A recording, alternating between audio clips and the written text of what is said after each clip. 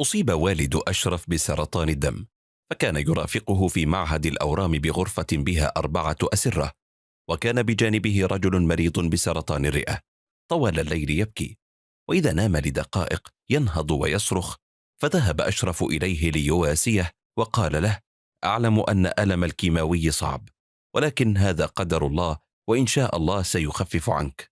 فوجئ أشرف بالرجل يضحك، ثم بكى وقال: أنا لا أبكي من الكيماوي، إن ألمي لا تتحمله الجبال. لقد ظلمت شريكي في تجارة كبيرة وكان له النصف، ومن طيبته ترك لي الإدارة، ولأن لي عقل إبليس أخرجته من التجارة بدون جنيه واحد. ولم أرحمه ولم أشفق على زوجته وأولاده ال3 وهم يغادرون بيتهم بعدما باعه بسبب سرقتي له. ولم يقل لي شريكي وهو يبكي سوى جملة واحدة: سأنتظرك أمام الله. ولكن للأسف لم أهتز لكلامه، لأن الدنيا كانت قد ضحكت لي، لدرجة أنني صدقت أن هذا مالي. وكبر أولادي وعاشوا في نعيم وقاموا بإدارة شركتي، ثم استولوا عليها وألقوا بي في الشارع.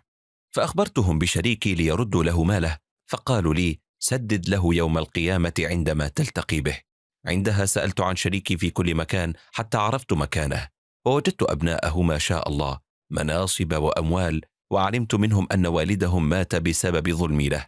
وعندما طلبت منهم يسامحونني قالوا: والله لو دخول الجنة متوقف على حسنة منا لن نعطيها لك.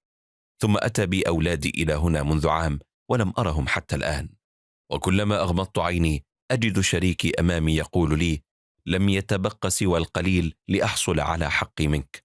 فأنهض مفزوعة منذ مجيئي إلى هنا وأنا أرى مكاني في جهنم.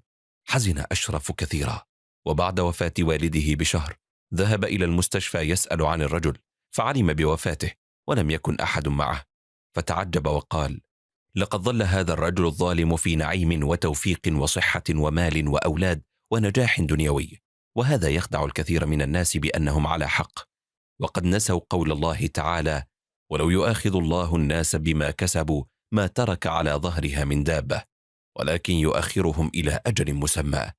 اللهم اكفنا بحلالك عن حرامك، وأغننا بفضلك عمن سواك. ونضع الموازين القسط ليوم القيامة فلا تظلم نفس شيئا، وإن كان مثقال حبة من خردل أتينا بها وكفى بنا حاسبين.